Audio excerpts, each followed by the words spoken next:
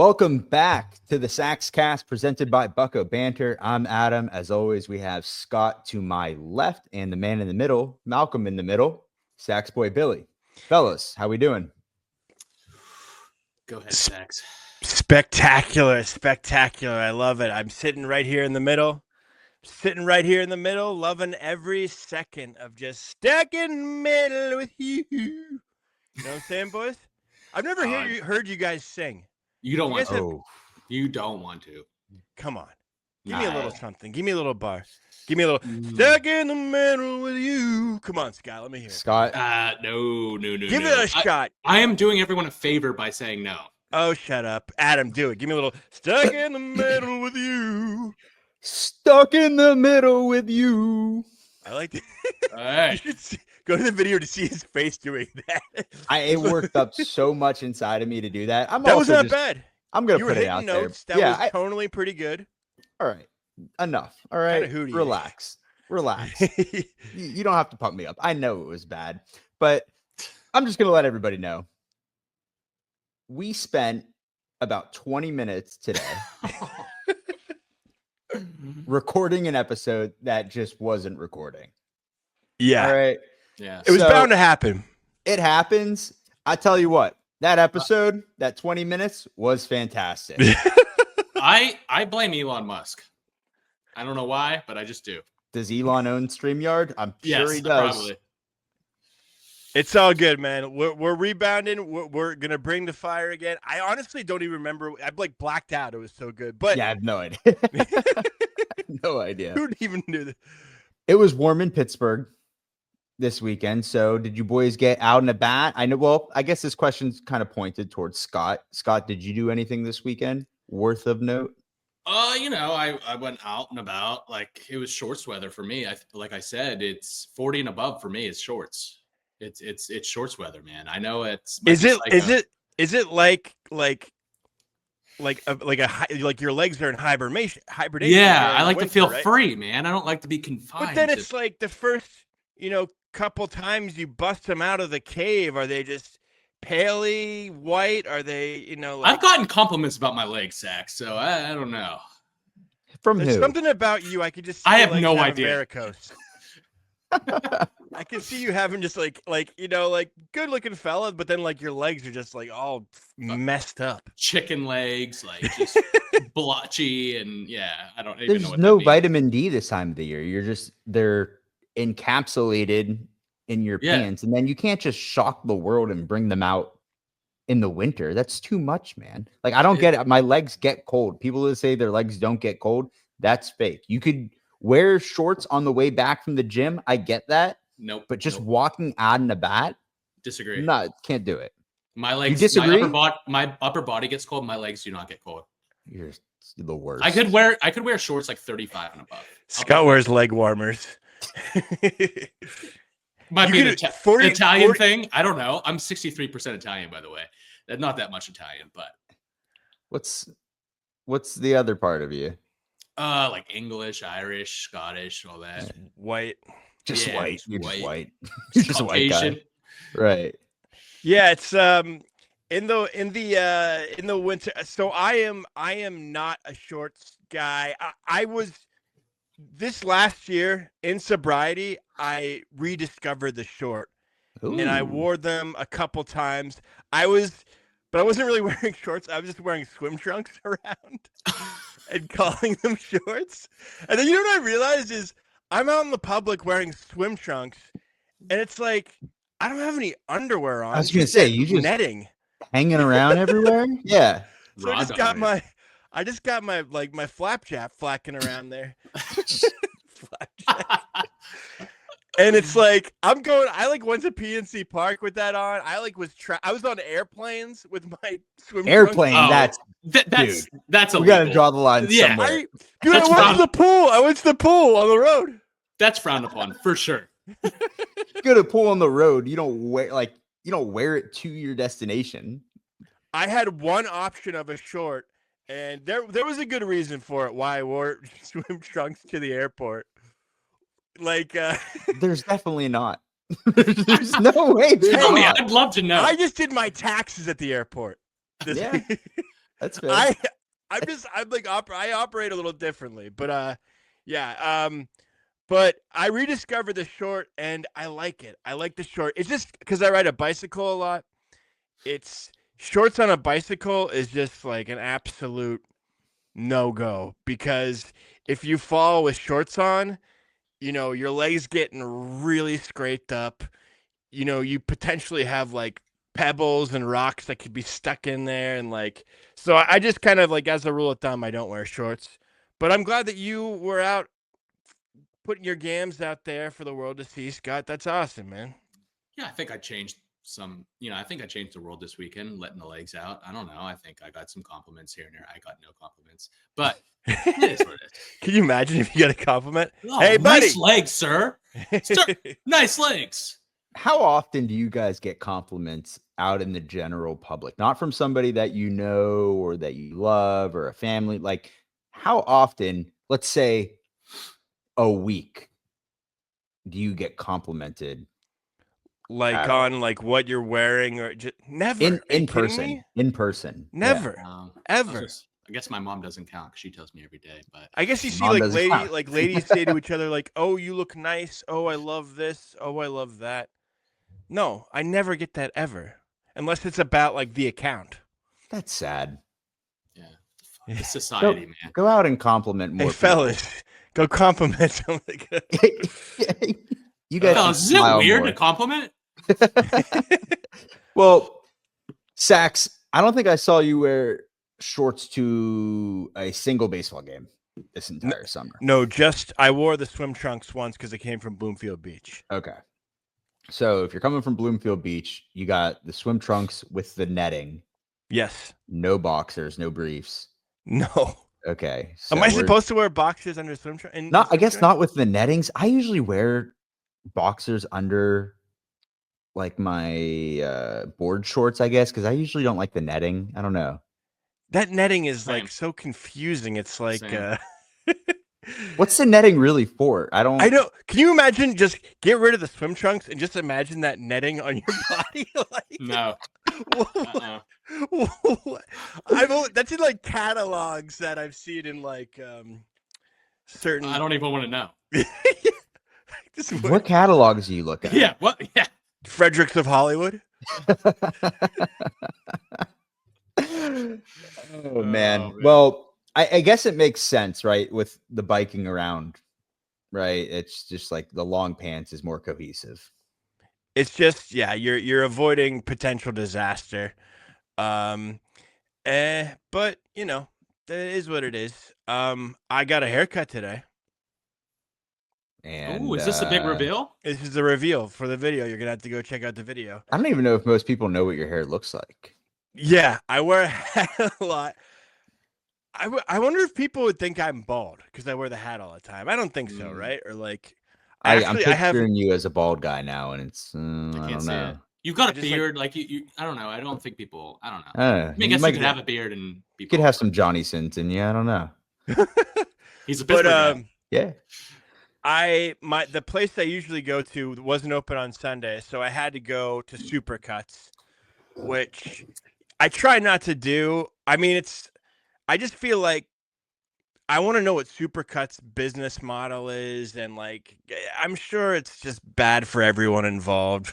Like everyone's just getting, they're worked over a barrel. They're probably taking a majority of the funds, right? Like those barbers or stylists. I don't know if you can call a person that works at one of those places a barber. I have a very specific picture in my mind when it comes to a barber. Supercuts, they do both men's and women's hair, right? Is that kind of the idea there? You're a stylist, then I think. Stylist, for sure. Stylist? Okay, yeah. A barber's working with like the razor and a barber's an artist. Wow, that's really really thought about that one, huh? Profound. It's profound, right? Are you guys ready for the big reveal? Yeah, let's see it. So when I go to a new barber place or a haircut place, I make a joke and go like, just give me the standard white guy. I don't say anything with like numbers. I don't say anything. I don't give any instructions. Just shorten it and I say clean it up. Give me the white guy. And here we go. Ready? Wait. Before the reveal, describe what the white guy haircut is in your mind, because I have a picture in my head of like a frat boy with like a comb over.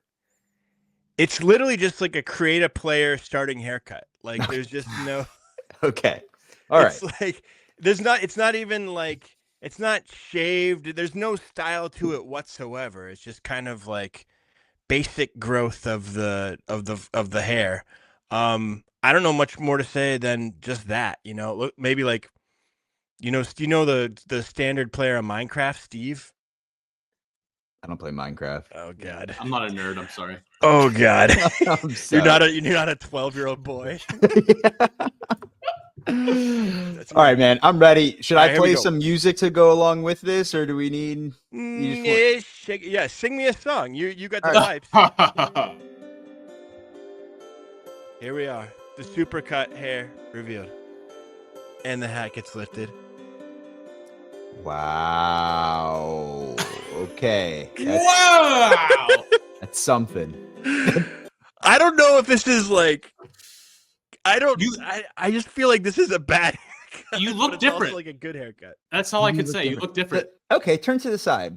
The fade looks great. I think the fade works with you. She nailed the fade, but I think the scissor work. I don't understand what's going on top here. Like, can you push it to the side here? Okay. Yeah, no, it's got to go to the other side. There's no like neither side works. Wait. Oh, maybe. Yeah, maybe keep go that. middle. Yeah, go middle. Oh God, you look like little Nicky. It's just a disaster the whole way around, man. When I lived in New York City, there was like so many Russian barbers, and every time I would get a haircut, I always say the style of haircut that Russian barbers in New York City give you is, I called it the good boy, because you just look like a good boy. Like they give you like a lollipop, pat your head, and send you on your way. You just what kind of barbershops you go into? I don't even know if it's barbershop. This is standard New York barbershop. I don't think that's standard. I wouldn't call that standard. I was going to my barber. I think it's been like 8 years I've been going to the same guy, give or take. So, I mean, do you guys has he raised the price in that time? It's been raised. Yes. How many times? So, it went from, at the beginning it was like $15. Now I'm paying like 35. Oh wow. I'm very serious, and I have a very simple haircut. I get like a bald fade with like a 3 on top. I'm very serious about my barber. I'm almost more loyal to my barber than my girlfriend. Not gonna lie, that's bad joke. Is there a button to like eliminate him from planet Earth? Oh my God. I wish there was like a. Thought that was a good joke. I wish there was like an Uber Eats service. Like it's like kind of not a lie. Like it was. The barber's important. You need good chemistry with your barber. You need banter with your barber. You need an understanding of the layout of your hair. And I think it's important that you find like the right person to work with. There was no chemistry in this haircut. Did you have a conversation with? Was it her? Yeah. Her? Yeah. Okay. Her. Yeah, it was a nice conversation. Just, we both knew why we were there, in and out. I mean, I'm not upset. I mean, yeah, you both like. Would you be there for any other purpose, Sax? Like, you're like talking like you're going to a brothel. We understood the assignment afterwards. It was just, I paid money for a haircut. Oh well, my God. I think it's not bad. No, it's not. I wouldn't call it bad. What would you call it? Give it a number scale out of 10. 5. Yeah, I think we're right in the middle there, Sax. Hey, Malcolm Middle works. Yeah, yeah. You could style it. You might need some product. I don't know if you're a man of product. No, but... I'm not gonna put product in my hair. Are you kidding me? What's wrong with product? Like? I'm a blue collar guy. Come on. He's a blue collar. I'm a blue collar. Okay, this is product right here. See that? Ew, it's so gross, dude. It kind of looks good though.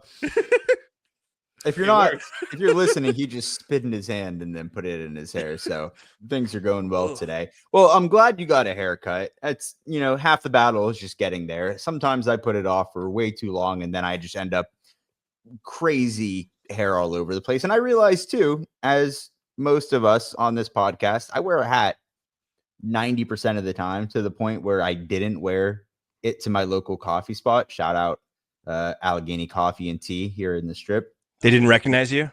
They took a second. Yes. And then they were like, oh, it was the hat. You weren't wearing a hat. You know what? I don't think I've ever seen you without a hat. Take that hat off. My hair is crazy right now. Hold Big on. reveal. Oh my. Is that you got a good looking hair? You got good looking hair. Is that Spencer Horwitz or Adam Shore? See, I usually go like fade. Let me see if I can turn here. See, no, my hair is grown in now, but I usually go like a low bald fade on the side, and then I keep it a little bit lengthy in the top. And I tell them, how often? You guys seem like you guys are young professionals. You guys probably don't go like 2 weeks without a haircut, right? I go every 2 weeks. I go every 2 weeks. Yeah, 2 weeks? I go every 3 months. Like I'll just let it grow. No, I go like every crazy. 2 weeks, man. I go like 5 weeks. Okay. Because I like a little bit of length on the top, so I usually just have them trim it, and I tell them I like it messy because I kind of just like go like that and then push it to the side. It's not bad. Can you put the hat back on, please? You know what? No, I'm going hat. No, I'm definitely putting the hat back on. Get that hair out of here. But I spoke recently at I gave my first lead at an AA meeting.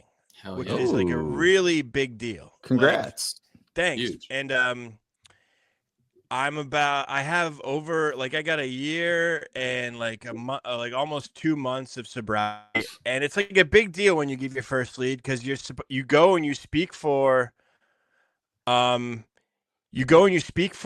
40 to 45 minutes, just detailing your entire story, and it was like. I couldn't believe it. I was pinching myself because I've listened to so many of these leads just to be asked to do it, one, which is awesome.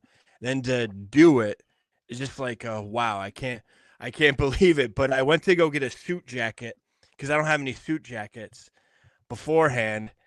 And I found this really great one. It was $6 because it's on sale, discount at the red, white, and blue. I get the suit jacket. I'm all fired up. I'm going to my lead. And then I touch my like side pocket and I reach into my side pocket. I'm like, oh my God, what the hell is that? And I pull out 4 like wet, slimy chiclets. Ew. Like chiclet gum. It's like, can I have like, you know what I mean? Like you got to take the good with the bad, I guess. It could have been teeth. Yeah, absolutely. I mean, if you think about it like a thrift store, like surprise, like, that could have been a lot worse, but I just wanted to note that because that was just a big deal for me. How'd it go? It went well. It went really well. It went really well, and I was asked by a couple people afterwards to speak at them again. So, yeah, it's something I like doing, public speaking, and something I'm pretty decent at. So, it was cool, man. It was nice. That's a skill, man, because public speaking does not come easy to a lot of people. I don't know about you, Scott. When I was younger, like high school, Adam, even first couple years of college, even throughout like group presentations or projects where you had to get up in front of the room and speak or just do something simple, like I would definitely get like the butterflies. Same. Yeah, they say it's like you get the same like adrenaline as like an airline pilot or something. Like that's scary. Public speaking, I don't want my pilots being like, "Oh, this takeoff's making me nervous." That's not the plane I want to be on. Good. It's just something, you know what it is? It's a control thing. Like I also did stand up for a really long time, and it's like, you know, I don't know. I enjoy it. I enjoy doing it. That's good, man. Yeah, and then I was in New York, which not really a ton to note. There's going to be a ton of stuff I can't really talk about, but I was shooting a bunch of content for the New York City Ferry. That was awesome. And yeah, going to Charleston coming up. And oh yeah, the dream vacation. I forgot about that. Yeah. Yep. Man, this really is different when we were recording for 20 minutes and now It'll happen, man. I love it. Listen, I'm glad New York went well. Yes. That's awesome. And we're gonna see a ton of content very soon, including stuff from the ferry. It's Absolutely. going to be coming out in the near future. So to many more successful New York trips and public speaking ventures and sobriety. So absolutely incredible stuff, Sax. But let's bring it back to Pittsburgh. Yes. Real quick. The PGH Steel City. There's a lot going on.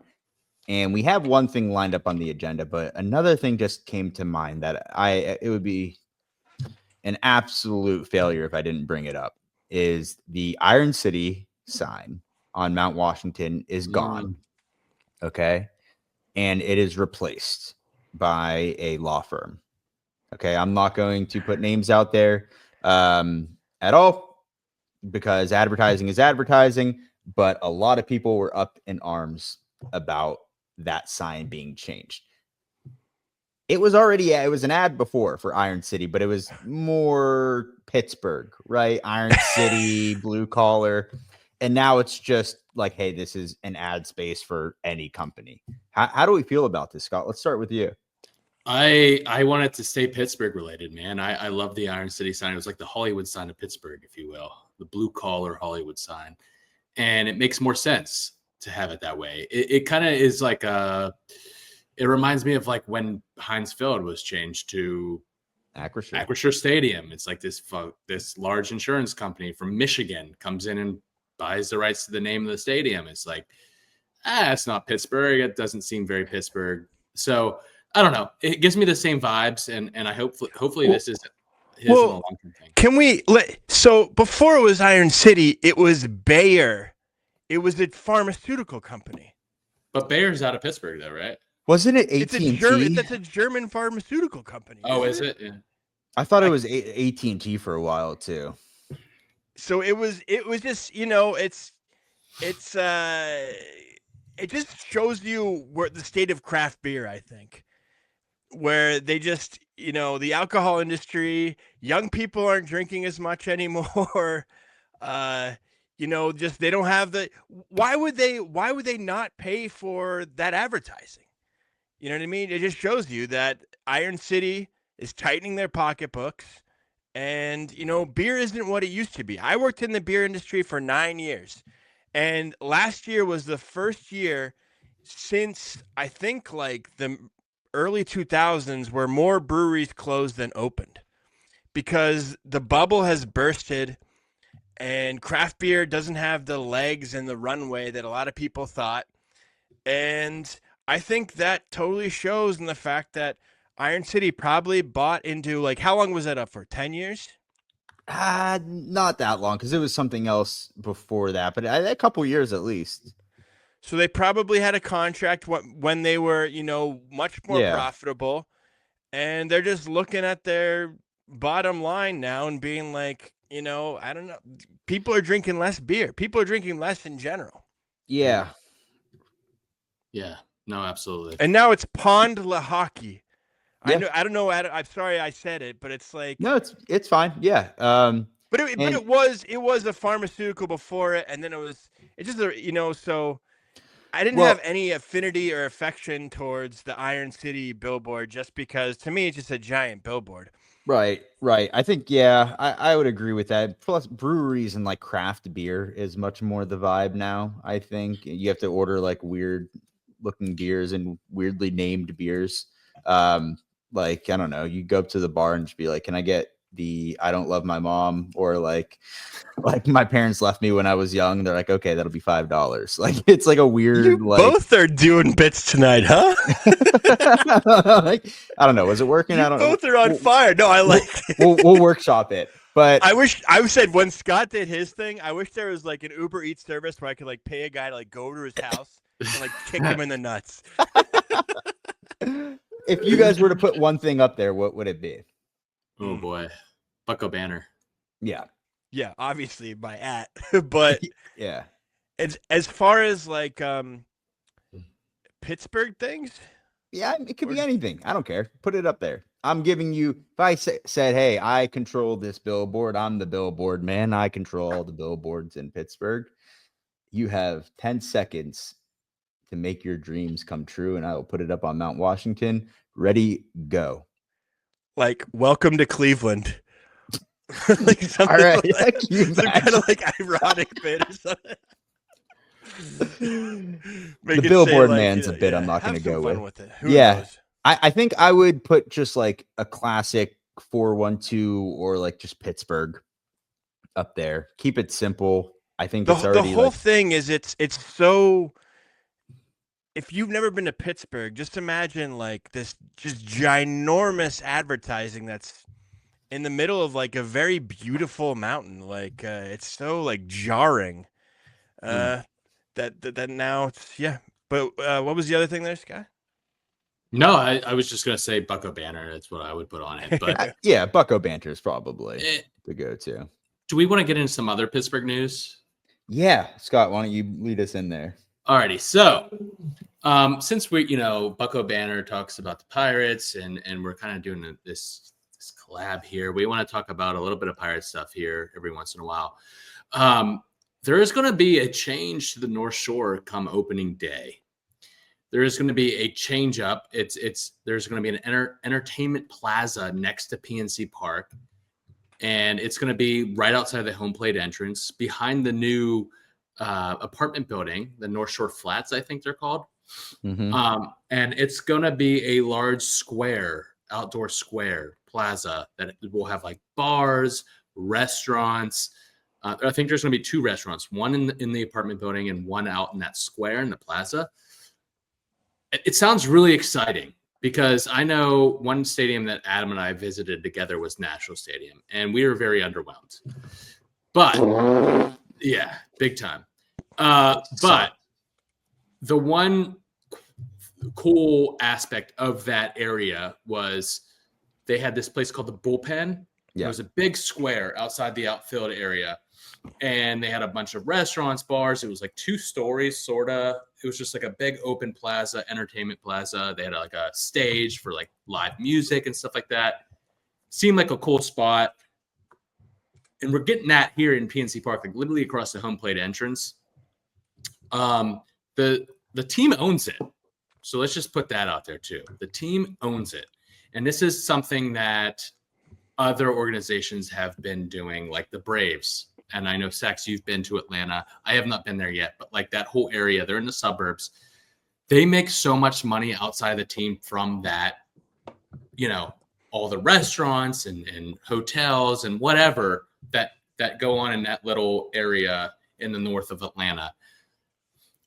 And maybe Bob is trying to target that same kind of thing here in the North Shore, where he's buying real estate. He's trying to invest in these upgrades to the area around the ballpark, which could bring more money into the organization, which would also give him no excuses to not spend money on this team.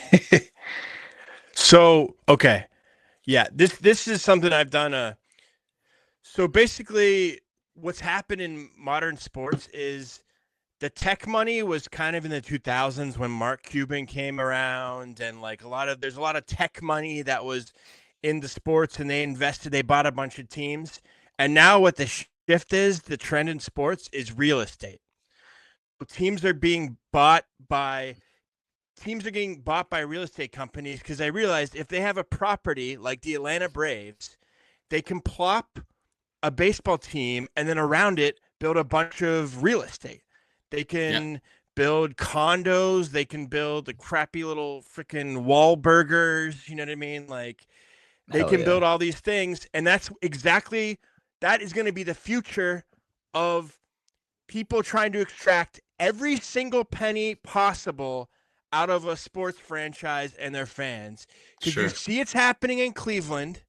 They're trying to move it to the suburbs. You see it's happening in the Browns. The Browns. Who cares? You see, it's why you hear these rumors about them trying to do it, move the Steelers to Cranberry. I guarantee that's going to be a talking point in Pittsburgh. I've heard that too. Yeah.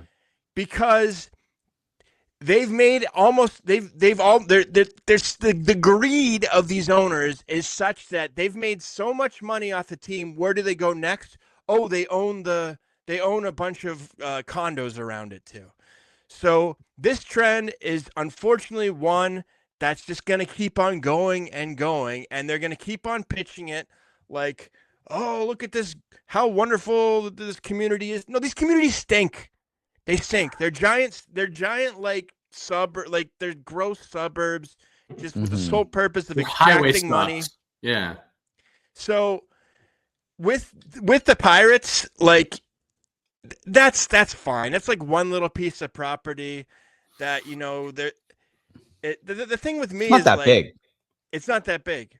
Yeah. It's really small. I don't think it's going to be anything significant. But usually like in the NBA when they have those outside screens, it's for like to watch playoff games and stuff like that.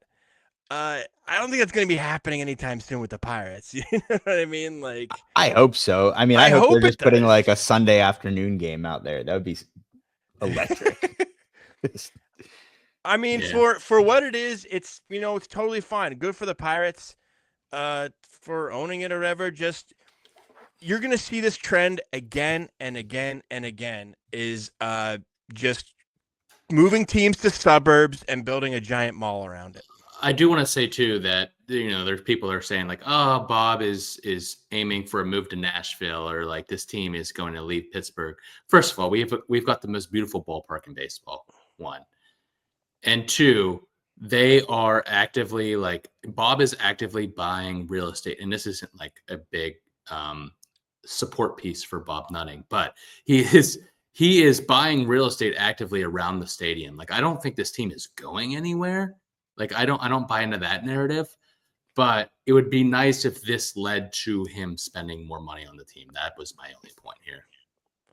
All right. Well, I'm excited to be out there with the mini mics this season and running around and doing stupid things with my friends. So let's go. I can't wait for the summer. I can't wait for baseball season. I'm sure we're going to have more to report on as time goes by, as this thing gets developed. I don't think the restaurants are going to be ready around it. No, it's like next fall. I think it's the earliest. Sure. Yeah. So we'll see what they put in there. Like Sax said, it's probably going to be a Wahlburgers or a Chipotle. Who knows? It's going to be something along those lines. Tupelo honey. Yeah, exactly. One of those like upscale ones. Right. Let's get into something I'm really been looking forward to. Let's wrap it up with this. Let's wrap it up. I have to know what you guys think about what the social page is becoming and what this podcast is. We're the number one podcast in Mongolia, I think. We are becoming like the face of like Americans talking about Mongolia. Actually, I love it. It's not where I saw my life going a couple of years ago. If you asked me if I would have said the word Mongolia once a couple of years ago, I'd say probably wouldn't need it like in the near future, but here I am every single week breaking down things in Mongolia. I love it. The social page is awesome. There's still people fighting in the comments. Crazy. Have you ever seen engagement like this in your life? It's unbelievable. It's crazy. It's nuts, man. I mean, we're just excited talking about. You guys are learning something new, so you're excited about it. I'm excited because I get to share this unique, weird experience I had. And the Mongolians are like, oh my God, Americans are talking about Mongolia. Yeah. So everybody's having fun with it. If you go to the Saxcast, it's just hilarious. These comments in these threads. And Sembeno, we're happy to have you, and we're going to keep on doing it. And we're going to have these little segments. And we're going to keep talking about Mongolia every week. We're going to have the Mongolia corner at the very end. I'm so excited. Well, let's get into it, huh?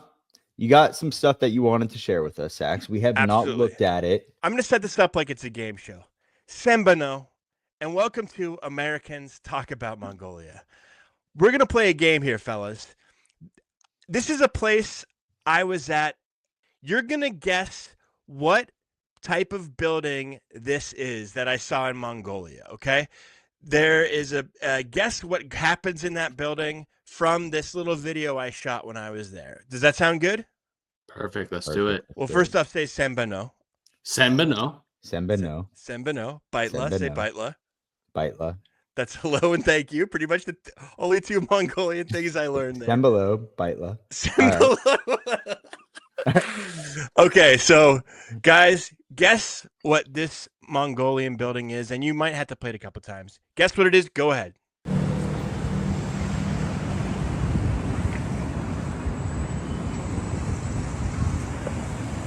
There's kind of so just replay it again, and I will describe it for people listening. It's kind of like a screen outside a building, and then like a predator bike alien guy. All right. I'm gonna take a wild. This is gonna be way off, but I'm gonna say this is the Department of Transportation.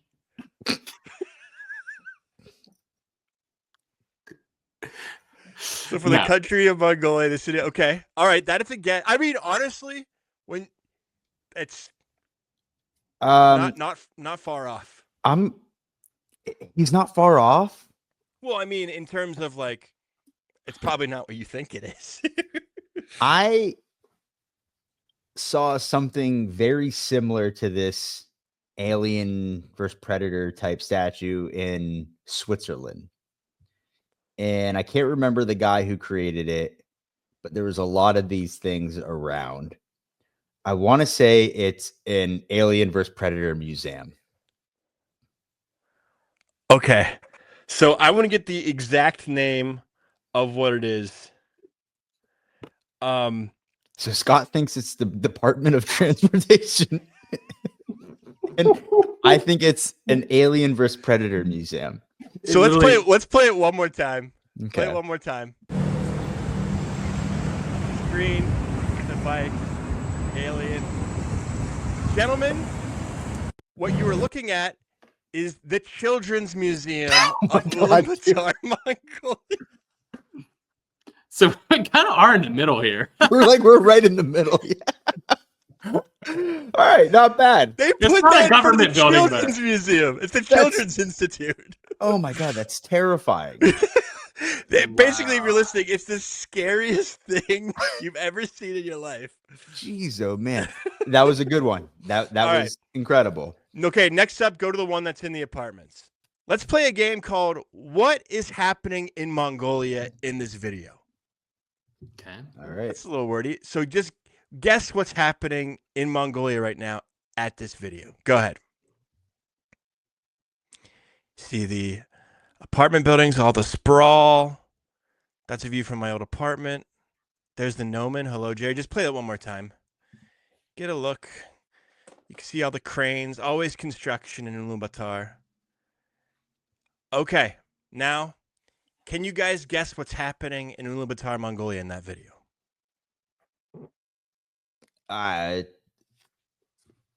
It's kind of like there's smog. Yeah, there's a lot of smog and Sounds like UB. Yeah, go on. I feel like I'm gonna be tricked here because it just looked like it was just construction, right, Scott?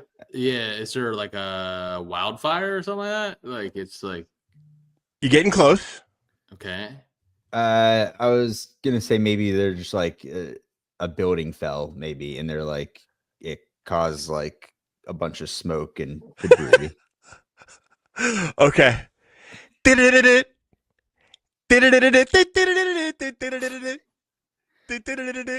know that song? Oh yeah, I do know. I'm getting the beat now. Yeah, I got it. What's that song called? I don't know what it's called. Sandstorm. Oh, because you're in the Gobi Desert. Sandstorm. You're in the Gobi Desert. Yeah, because the Gobi Desert, you get sandstorms. So play that again. It honestly looks.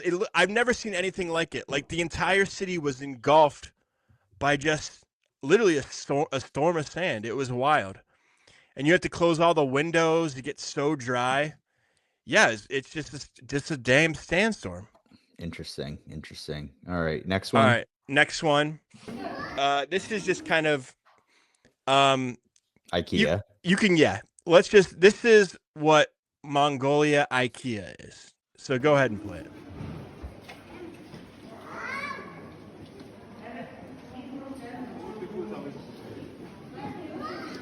What do you guys think of Mongolia? Can you just rewind to the sign of IKEA? The other one? Have you ever seen an IKEA sign that looks like that? Yeah, they different font choice here, huh? So basically, in Mongolia, there's no copyright anything. So this person, what they do is they just buy IKEA furniture online. They get it shipped to Mongolia, and then they just made their own fake IKEA. They made Mongolian IKEA in a mall. That's pretty incredible. 0 F's given. They just take the branding and they just resell IKEA furniture for a lot more than it costs the United States. It's got to cost a decent amount to get it shipped there, right? You would think, like, but keep in mind too, like, Mongolia is right in between Russia and China. So China is where a lot of this stuff is made, I would assume. Like right. a lot of so but yeah, that is Mongolian IKEA. And then one more thing here, I just want to show you. Go ahead and the bus picture. I mean, it's Air Jordan. Yeah, that's Air Jordan on a bus. That's Michael Jordan. Is that a public bus? That is a public bus with Air Jordan on it. That's a choice. I mean, if I'm choosing any bus, it's that one. Yeah, for sure.